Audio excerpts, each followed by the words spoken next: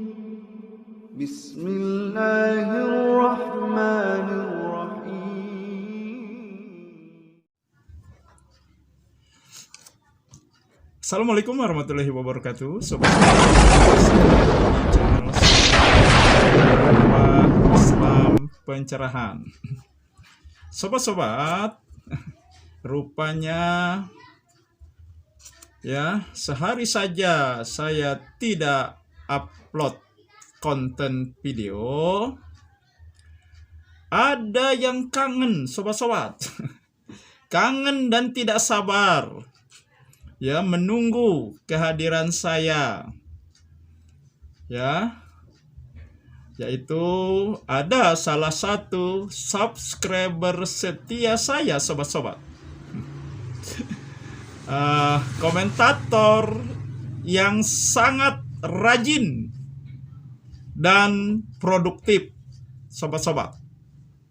Ya, dia ini begitu tidak sabaran ingin mendapat respon dari saya, sobat-sobat. Siapakah dia?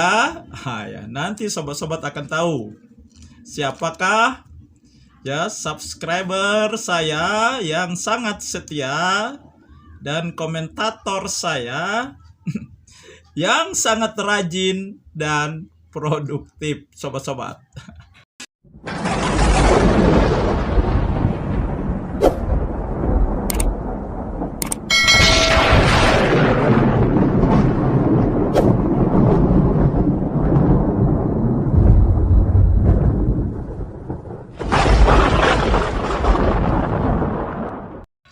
Cuma saya terlebih dahulu ingin ya menyampaikan hal yang dia minta tanggapi kepada saya, sobat-sobat. Ya, ada beberapa dalil, ya dalil hadis, ada 4 dalil, sobat-sobat, yang dia sampaikan. Sebenarnya dia menyampaikannya ya melalui WA, sobat-sobat. Ya. Kemudian dia minta penegasan di halaman komen channel YouTube saya, sobat-sobat. Nah, ini sobat-sobat 4 hal yang dia kemukakan kepada saya. Dan dia minta tanggapannya, sobat-sobat. Yang pertama, ya saya ambil poin-poinnya saja, tidak saya bacakan secara keseluruhan.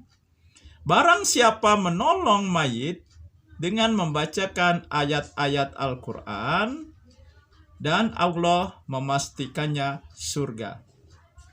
Itu yang pertama, sobat-sobat. Yang kedua, bersedekahlah untuk diri kalian dan orang-orang yang sudah mati. Ya, walau hanya seteguk air. Kalau tidak mampu, bersedekahlah dengan ayat Al-Quran. Dan yang ketiga, ini perkataan Imam Nawawi, diambil dari Syarah Imam Nawawi.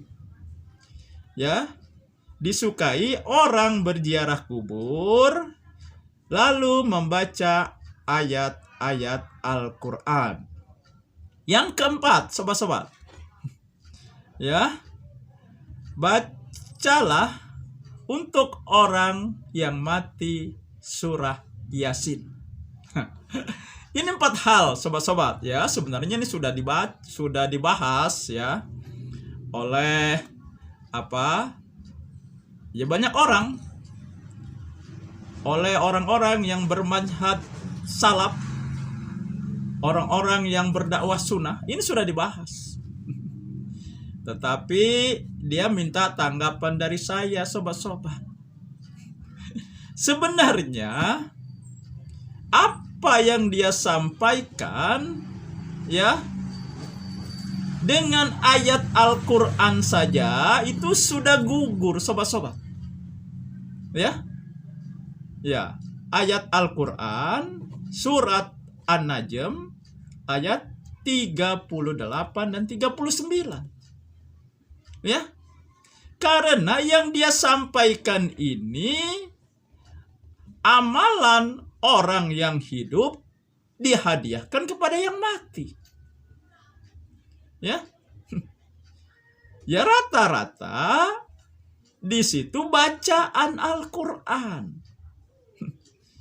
Nah, ini bagi mereka yang berpemahaman pahala bacaan bisa ditransfer.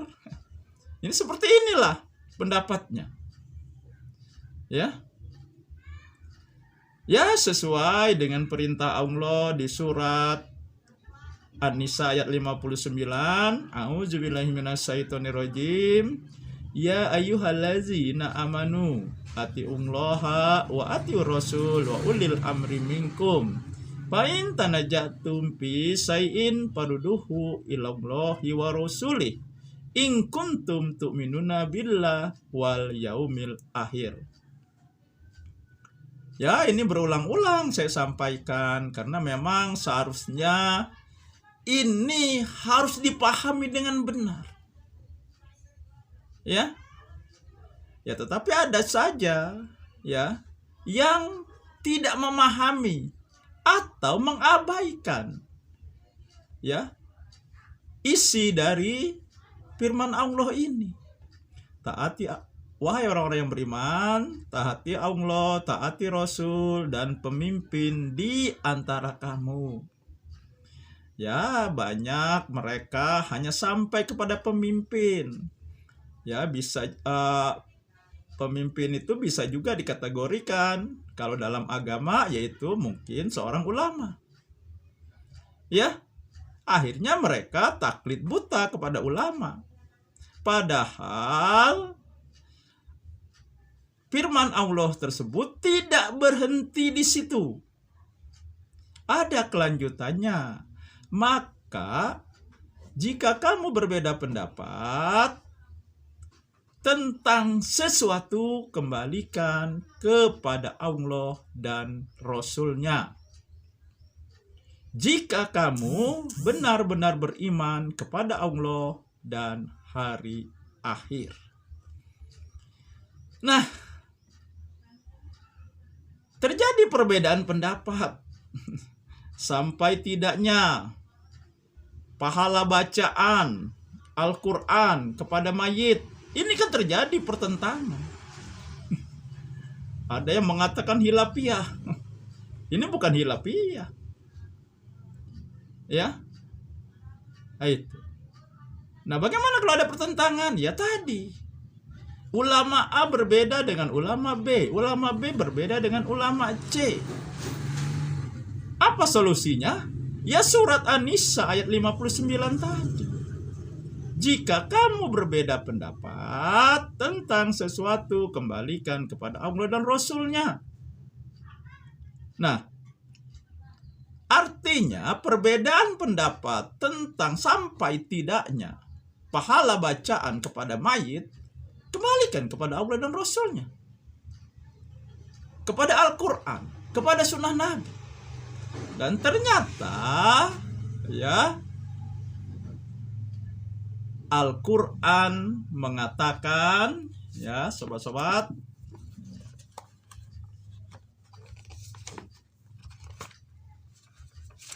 kita lihat dulu dia di surat An-Najm, sobat-sobat, surat An-Najm, ya, ayat 38-39.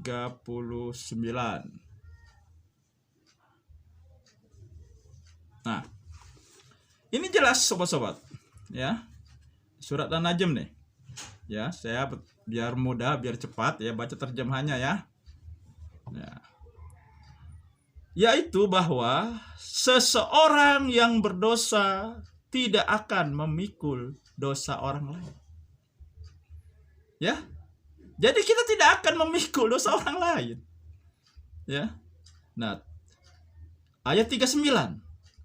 Dan bahwa manusia hanya memperoleh apa yang telah diusahakannya.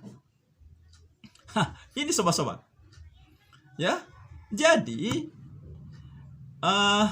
kita ini mendapat apa yang kita usahakan. Kapan kita berusaha? Ketika kita masih hidup. Kalau mau Al-Quran itu bermanfaat, membela kita ketika kita di alam kubur maupun di akhirat nanti, ya selagi hidup ini kita bermesraan dengan Al-Quran, membaca Al-Quran, memahami dan mengamalkannya. Nah, ya, dari hasil usaha kita sendiri ini, maka nanti pahalanya mengalir.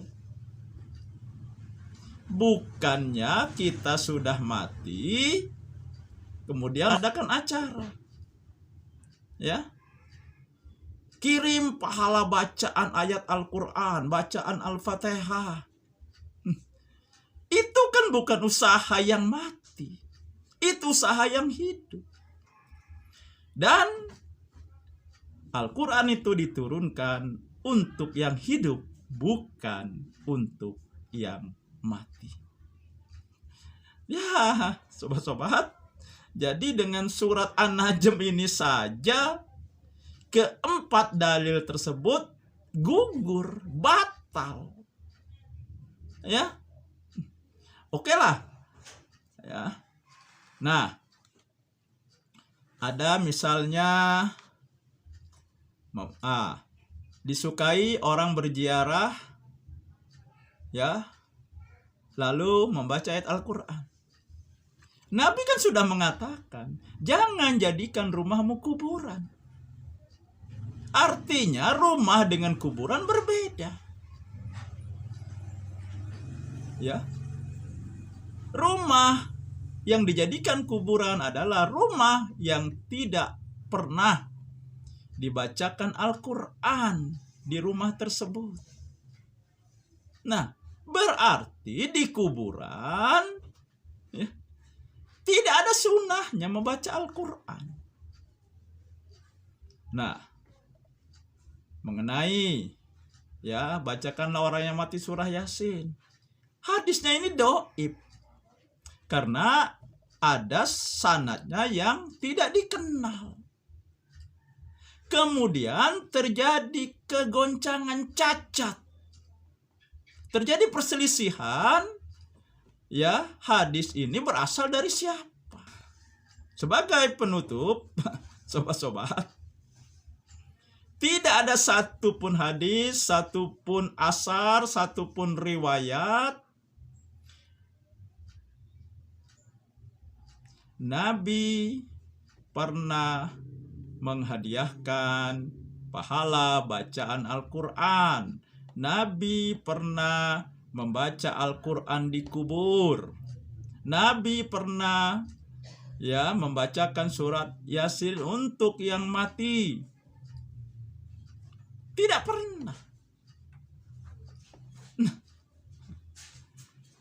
jadi kan jelas, sobat-sobat, ya, apa yang disampaikan oleh, nah tadi saya katakan, yes, nanti sobat-sobat akan tahu. Nah, sekarang saya beritahu. Yang meminta, yang menyampaikan dalil-dalil ini dan meminta tanggapan dari saya dengan tidak sabar, itu adalah Al-Qudsi, sobat-sobat, yang menamakan dirinya Komandan Laskar Aswaja. Iya. Nah, jadi apa yang dia sampaikan, dalil sampaikan, ya, ketika dihadapkan kepada Al-Quran dan Sunnah Nabi, ketika dikembalikan kepada Allah dan Rasulnya, maka menjadi gugur, menjadi batal. Nah, demikian sobat-sobat. Semoga ini menginspirasi dan mencerahkan. Nasrum minallahi wa fathun qarib. Wassalamualaikum warahmatullahi wabarakatuh.